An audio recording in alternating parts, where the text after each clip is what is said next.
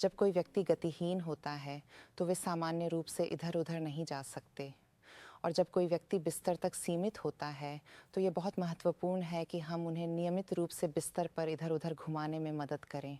यह त्वचा की क्षति को रोकने में मदद करेगा, जो गतिहीनता की एक बड़ी जटिलता है। हम यह प्रदर्शित करने जा रहे हैं कि त्वचा की क्षति को रोकने के लिए किसी को बिस्तर में कैसे घुमाया जाए और किस प्रकार की त्वचा की क्षति की जांच की जाए। और बिल ने हमें इसमें मदद करने के लिए कृपया स्वेच्छा से सहमति दी है। ठीक है, मार्क। हम बिल को उसकी तरफ घुमाने जा रहे हैं। उसकी बाँह को पार करके, उसके पैर को उठाकर और बस उसे झुकाकर।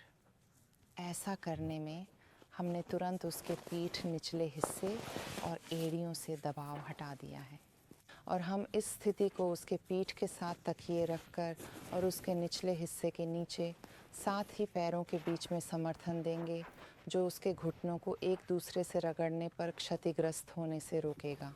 और हम उसकी बाँह का भी समर्थन करेंगे।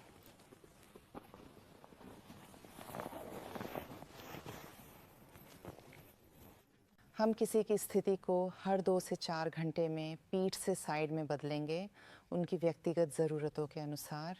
जब हम यह कर रहे होते हैं तो हम वास्तव में उनके शरीर के उन हिस्सों को देख रहे होते हैं जो सबसे अधिक दर्द होने की संभावना रखते हैं।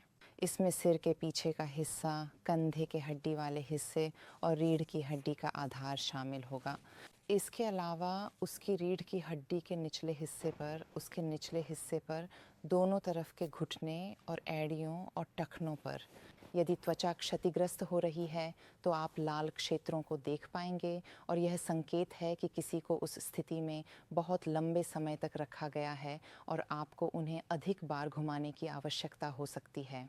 एक बार जब बिल को इस स्थिति में 2 से 4 घंटे के लिए रखा गया है तो हम उसे 2 से 4 घंटे के लिए उसकी पीठ पर घुमा सकते हैं और फिर उसे दूसरी तरफ घुमा सकते हैं। बेडसोर विकसित हो सकता है यदि कोई व्यक्ति बिस्तर में नहीं घूम सकता या अपनी त्वचा को सूखा नहीं रख सकता। बेडसोर त्वचा का एक प्रकार का अल्सर है और यदि इसका इलाज नहीं किया गया तो यह और भी खराब हो सकता है। यदि प्रारंभिक अवस्था में बेडसोर का इलाज करने के लिए कोई पर्याप्त उपाय नहीं किए जाते हैं तो स्ट्रोक सर्वाइवर को संक्रमण का खतरा होता है।